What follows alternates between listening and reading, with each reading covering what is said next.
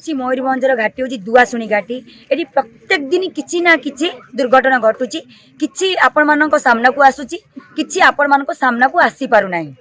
एठी आमर दाबी रहुची एटा हूँ मरण जनता घाटी। घाटी ना हूँ मरण जनता घाटी।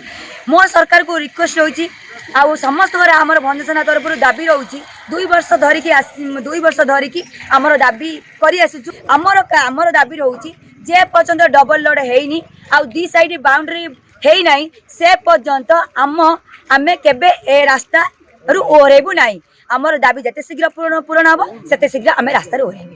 आज जिलापाल आसते कौन प्रतिश्रुति देले कौन है? हाँ प्रतिश्रुति देकी जाइछन जहाँ भी आमर दाबी थिला दुईटा एम्बुलेंस दुई साइड रे रहिबो आ बाउंड्री यथा शीघ्र बुला जिवो आ डबल लोड माने काम आरंभ होबो आ जो माने स्पॉट डेथ करि जाउछन सेमानंकु इमिडिएटली पैसा मिलिबो आ जहाँ से आम प्रतिश्रुति रक्षा करिछन 2 वर्ष माने परे आम प्रतिश्रुति रक्षा करिछन आ प्रतिश्रुति देइछन 8 तारिख तक काम आरंभ होबो।